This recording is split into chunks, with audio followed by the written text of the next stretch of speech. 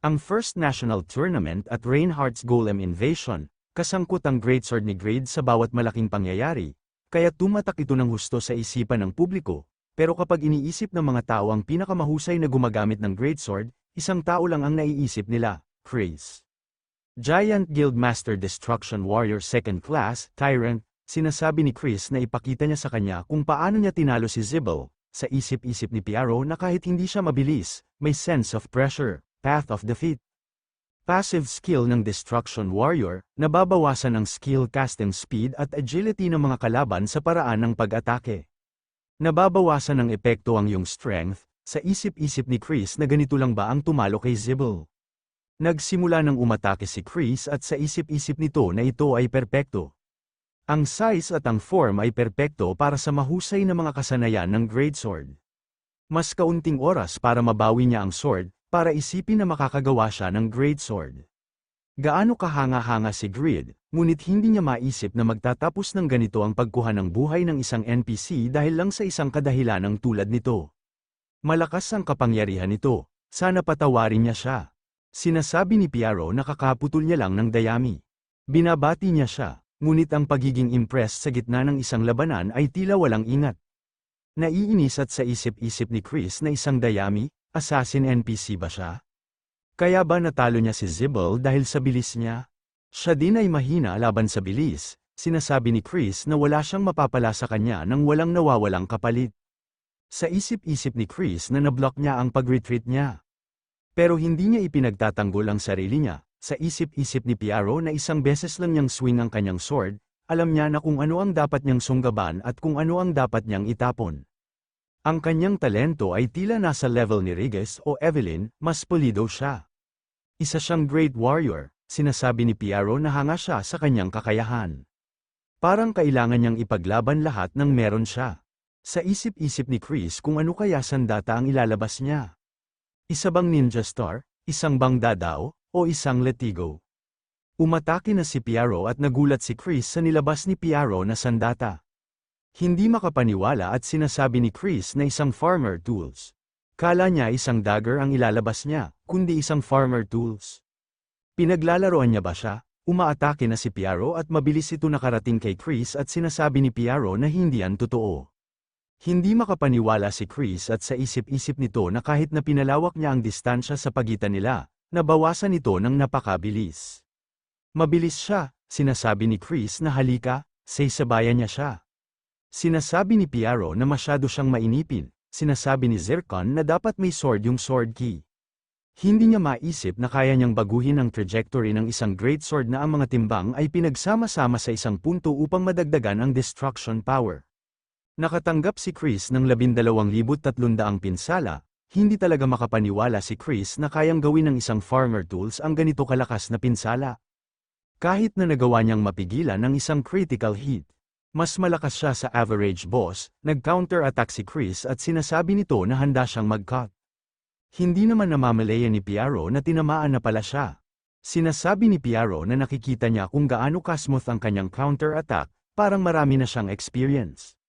Tapusin na nila dito ang maliit na labanan, ginamit ni Piaro ang free farming, first style, sowang.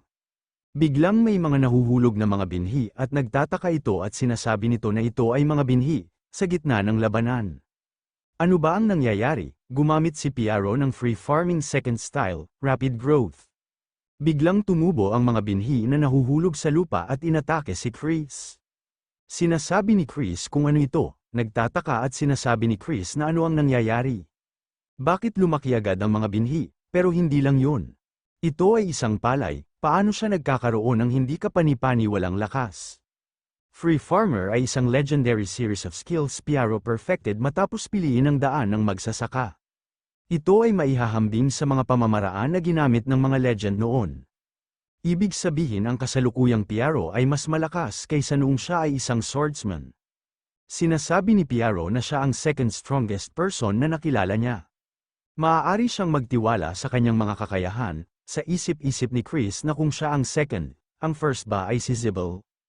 Isa lang ang pagkakaiba sa kanila, akala niya mas mataas ang fighting capabilities niya kaysa sa kanya. Sumisigaw at sinasabi ni Chris na kalokohan, sword of defeat. Lumikha ng Sword Key sa pamamagitan ng pag-swing ng isang Great Sword. Ang Sword Key ay maaari pang magdulot ng pinsala sa malayong mga kalaban. Sinasabi ni Piaro na gaano ito kapanapanabik, parang hindi na sapat ang farmer tools. Ginamit ni Piaro ang free farming, fourth style, plowing. Sa isip-isip ni Chris na nagpapakalat lang siya ng mga binhi, nagpapatubo ng mga palay, at nag-aararo ng lupa. Farming method lang ang ginagamit niya, baka magsasaka lang talaga siya. 2 taon at 2 buwan na ang nakalipas mula nung nagsimula siyang maglaro ng Satisfy, lagi siyang nagsasanay para maging pinakamahusay, tinaas niya ang kanyang level, nakakuha siya ng pinakamahusay na greatsword, overwhelming siya sa isang magsasaka, sumisigaw at sinasabi ni Chris na hindi siya papayag, tier and strength. Papataasin ang iyong strength ng pansamantala ng 20%. Ang durability of the rice grown gamit ang free farmer style ay mas mababa kaysa sa kanya inaakala. Kailangan niya pang magsumikap sa bukid, sa isip-isip ni Piaro na mabilis siyang matuto. Kinukuha niya ang greatsword sa tuwing nagclash ito sa farmer tools. Nag-i-stock siya ng recoil para mapataas ang kanyang bilis ng pag-atake. Mas malakas siya kaysa sa version ni Kraugle na kaka-rating lang dito. Sinasabi ni Piaro na parang kinakailangan niyang magseryoso. Sa isip-isip ni Chris na sa sandaling kinuha ng taong ito ang iba pang kagamitan sa pagsasaka, nagsisimula na siyang mapa-atres. Sinasabi ni Chris na hindi siya magpapatalo, mas malakas pa siya kay Zibble. Tear Ant's Roar, pansamantalang nagiging sanhi ng pagkalito sa target. Sinasabi ni Pinky na ito ang mas magandang bersyon ng Tear Ant's Wrath. At ginamit pa ni Chris ang Tear Ant's Rage, sa isip-isip ni Chris na walang sinuman ang maaaring tumagal sa kanyang kombinasyon ng pag-atake. Ngayon, kung gagamitin niya ang Tear Ant's Descend, sinasabi ni Piaro na ginugulo niya ang farm, madadagdagan lang ang dami ng trabahong gagawin niya. Nagtataka at sa isip-isip ni Chris kung saan siya nakatayo, nasa itaas ba siya ng palay, sobrang nag-effort siya na i-activate ang secret technique ng Tyrant, pero dahil sa palay napigilan ito. Sinasabi ni Piaro na kailangan nilang ihanda ang kanilang sarili. Baka sobra na para sa bata na ito, feel free para ma-block. Kung kaya nila ito, ang dayami ay dapat gamitin bilang compost. Kaya huwag kalimutang ipunin ito, sa isip-isip ni Chris na natalo ba siya sa ganyang halimaw sa isang makitid na margin, Zibble. Siguradong walang laman ang bigas na walang timbang. Ngunit ang bawat butil na yan ay may mas higit na enerhiya kaysa sa aura. Gaano karaming malalakas na tao ang umiiral sa mundong ito? Bumaba ng 10 ang durability ng greatsword ni Greed. Bumaba ng 11 ang durability ng greatsword ni Greed. Bumaba ang durability ng greatsword ni Greed ng 10. Ang durability ng greatsword ni Greed, nakikiusap si Chris kay Greed na ayusin niya ang greatsword niya. Tinatanong ni Greed kung may nakaharap ba siya ng isang dragon. 20 minuto pa lang, paano ito naging ganito? Ang halaga ng pag-repair ay 3 gold para sa bawat isang durability stat. Sa isip-isip ni Chris na ang bastos na ito, para ipakita na siya ang nasa ibabaw ng relasyon, pinaghihintay niya ang mga tauhan niya. At hindi lang yan, kundi 10 beses na higit na mataas sa market price ang pag-repair. Lubos na siyang nabitag, hindi siya ang taong dapat niyang gawing kaaway. Hindi ba dapat mag-hire sila ng mas maraming tao para sa lupa na ganito kalaki? Iniisip ba niya na kidnapin niya ang mga user para lang makatipid sa gastos? Sinasabi ng isang user na napipigilan lang siya dahil grabe ang reward ng hidden quest. Pero si Greed ay isang kriminal, ang bastos na yan. Tama ba siya, newbie? Sila ang 5 captain ng Giant Guild. Ngayon lang nila napangtangto na ang kausap pala nila ang top guild sa kontinente. Napapasigaw at gulat at sinasabi nito na sila talaga ang 5 kapitan. Hey guys! Tignan nila ito, ang mga 5 kapitan ng Giant Guild ay nagpapastol ng mga pastulan. Sinasabi ng isang user na kahit mga third advancement players kinaladkad dito. Parang sobrang lakas na talaga ng baliw na magsasaka na yan. Sinasabi ni Piaro na lahat, makisama sa mga bagong dating. At kung may ginagawa silang mali, turuan sila, sinasabi ni Aceles na walang pakundangan. Ang lakas ng loob niya na kausapin si Mr. Chris, ang isang ruler ng Ethnal Kingdom at leader ng Giant Guild. Sinasabi ni Chris na tama na, mas malakas sa kanya ang tao na yan. At hindi lang yan, hindi niya sila pinatay, binigyan pa sila ng hidden quest. Baka hindi masama ang makinig sa tao na yan at mag-training ayon sa sinasabi niya. Sinasabi ni Aceles na sobrang nakakahiya, May spare hat pa ba siya? Sinasabi ni Chris na binibente ni Greed sa halagang 80 gold. Ilang araw pagkalipas, ang master na si Chris ng Giant Guild at ang 5 kapitan ay naging mga alipin sa farm ni Greed. Nagtataka at sinasabi ni Greed kung ano ang tinutukoy niya. Anyways, parang gumagana sa Pavrainium ang Water Clan's King's Tear na pinadala sa kanya ni Euphemina. Nakakainis na mayroon lang siyang sapat para sa 4 sa 27 piraso ng Pavrainium. Ano ang dapat niyang likhain dito? Dapat na siyang sumuko sa Lithael Spears. Ang spear ay walang silbi para sa pag-mass sword dance, at hindi lamang yan, kundi hindi ito maganda sa Black Transformation. May sapat na siyang magandang sandata, ito ay ang Failure, Greed Greatsword at Yakult.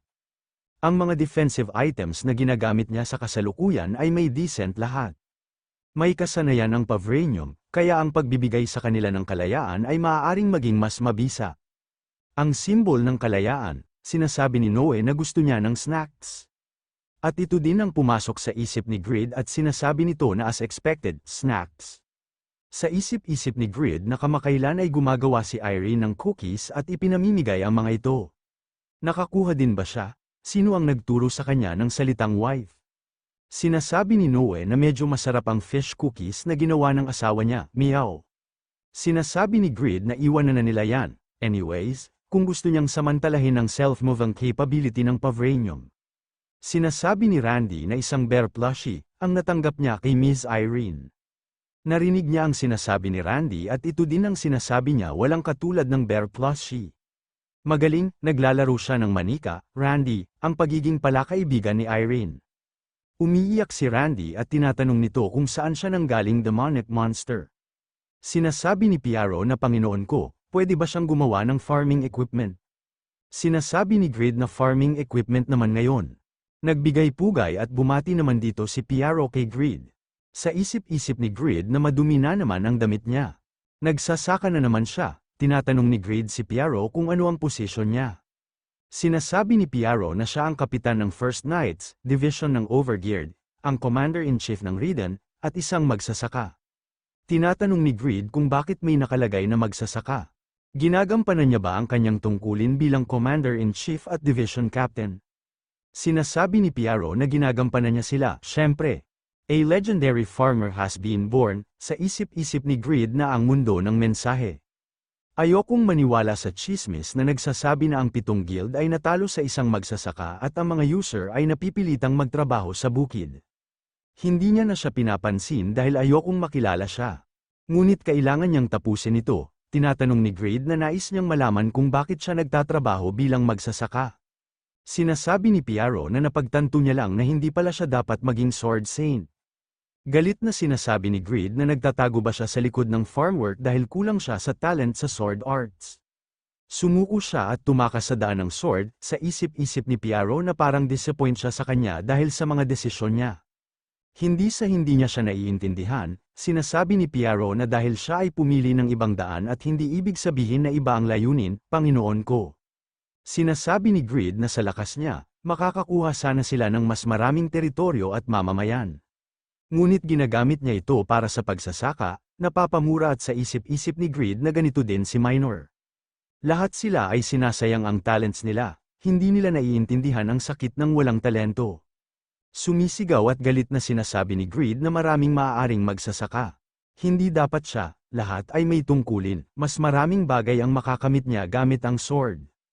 Ang pagsasaka na ginagawa niya imbes na gamitin ang kanyang sword, ito ay isang act of irresponsibility. Sinasabi ni Piaro na ang pagsasaka ay naging pinagmumulan ng buhay sa 10,000 taon.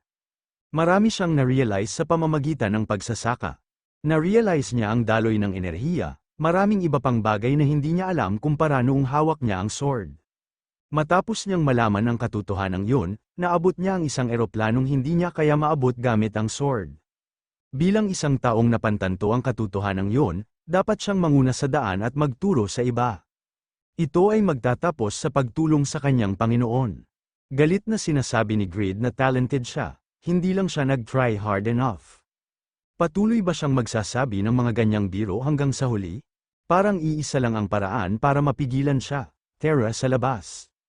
Ang kanyang sword at ang kanyang farmer tools, tingnan nila kung alin ang mas malapit sa katotohanan, Sa isip-isip ni Piaro na bilang kanyang tauhan, walang respeto ang pag-iwas, haharapin niya siya, para makilala siya ng Panginoon, para makilala niya ang bagong siya, na bilang isang magsasaka, naabot niya ang isang mas mataas na eroplano kaysa noong siya ay isang swordsman, na ang landas na ito ay maaari ding humantong sa kadakilaan.